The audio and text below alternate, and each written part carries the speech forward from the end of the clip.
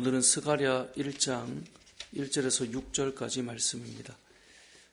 오늘부터 스가랴 말씀을 보는데요. 이 스가랴는 1차 포로 귀환 때 스룹바벨과 함께 돌아온 제사장 가문의 사람이 스가랴입니다. 그리고 제사장 가문이지만 하나님의 말씀이 임해서 이제 말씀을 전하게 된 선지자이기도 합니다.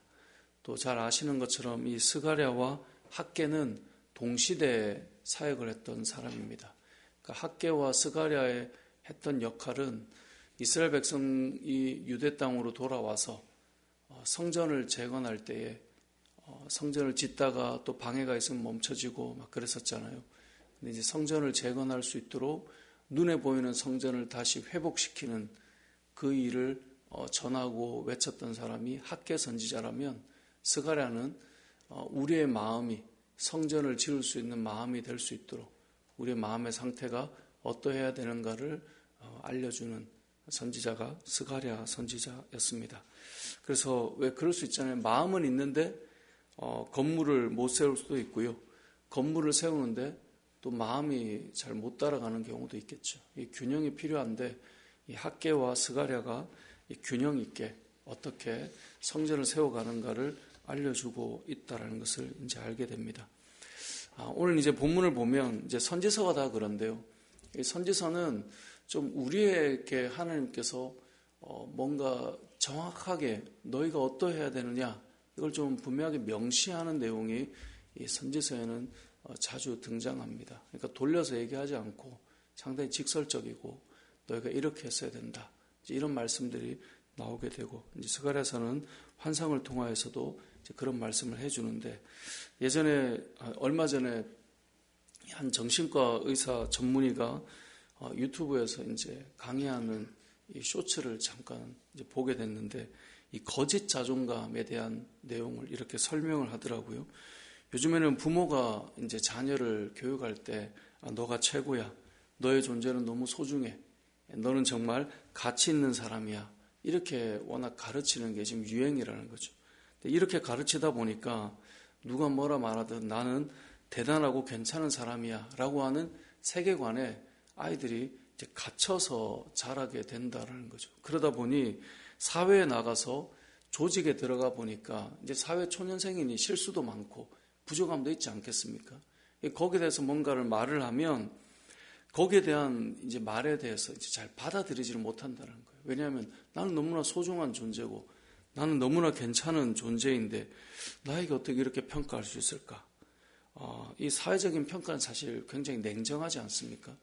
근데 그것을 받아들이기에 힘들어한다는 거죠. 왜 너희가 나를 평가하냐? 나에게 어떻게 이런 값을 매길 수 있느냐? 나는 소중한 존재인데, 이런 생각을 하게 된다는 거죠. 그래서 이분이 하는 말이, 이제 인간적인 이 존엄한 가치는 사람이 다 가지고 있지만 사회적으로 평가하는 나의 객관적인 지표가 어떠한가를 인식하지 못하면 이 나는 소중해 이 말 때문에 사실 내가 성장하고 자라는데 또 자신을 받아들이는데 어려워진다라는 이야기를 하시더라고요. 그러니까 무조건적인 어떤 가치 매김과 너는 소중하고 또 무조건적인 위로와 이런 것들이 과연 옳은가? 그렇지는 않다라는 이야기를 이제 쭉 해 나가시는 내용이었습니다.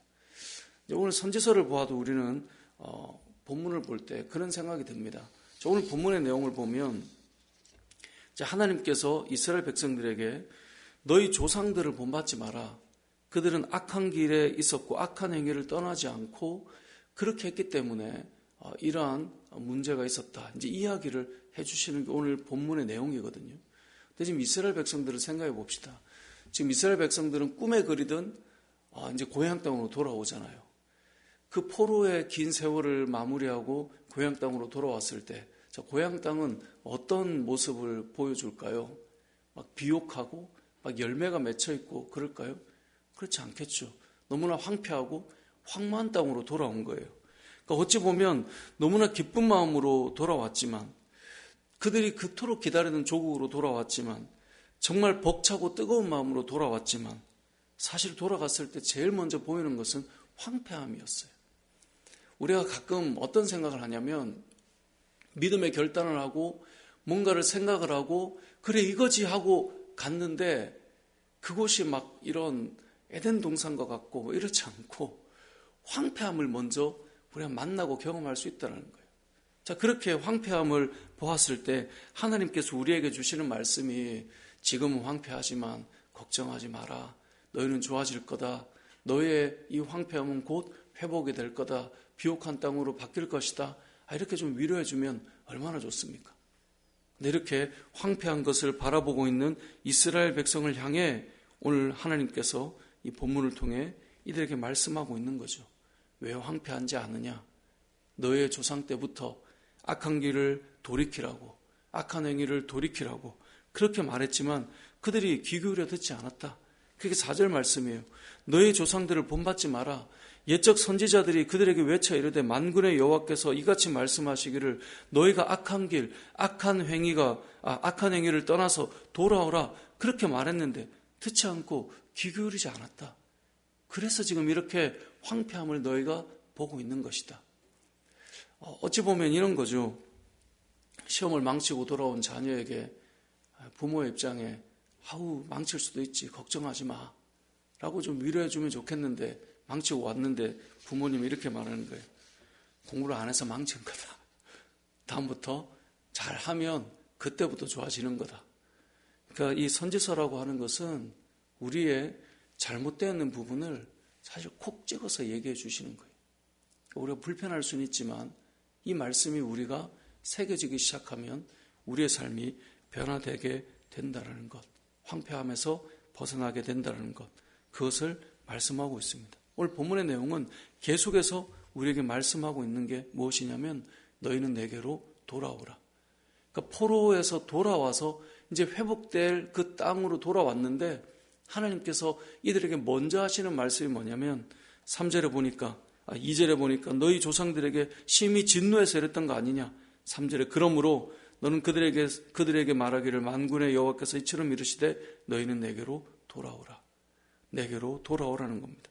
4절에도 너희 조상들이 떠난 것처럼 너희가 그렇게 하지 말고 돌아오라는 겁니다.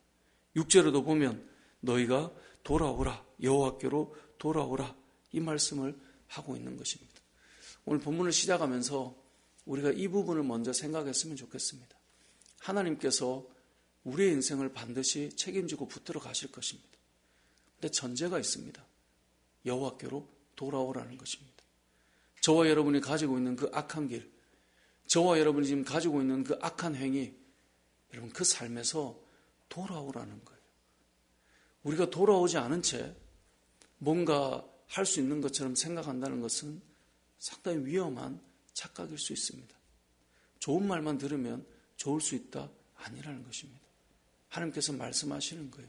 오늘 저와 여러분의 삶 속에 이 스가랴서를 시작하면서 우리가 먼저 받아들여야 될 말씀이 있다면 여호와께로 돌아가야 된다는 거예요. 저의 삶도 그렇고요. 여러분의 삶도 그렇고요.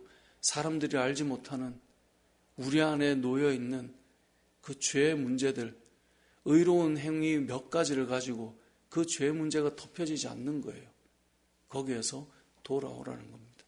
우리의 마음도 우리의 행위도 그 잘못됨에서 돌아가는 것으로부터 시작해야 이 황폐함을 회복시켜 나갈 수 있는데 오늘 본문의 이 시작이 되는 말씀 그리고 스가랴서의 서론이 되는 말씀 여호와께로 돌아가자라고 하는 것 사실 모든 선지서가 이 말씀을 담고 있는데요. 오늘 이 새벽에 저와 여러분이 우리의 삶을 잘 돌아보고 살피며 하나님께로 돌아가야 될 여러분이 담그고 있는 그 삶과 그 모습들을 오늘 이 시간 돌아보며 주님 앞으로 한 걸음 더 나아갈 수 있는 귀한 새벽의 시간 되시길 주님의 이름으로 축복합니다. 아멘.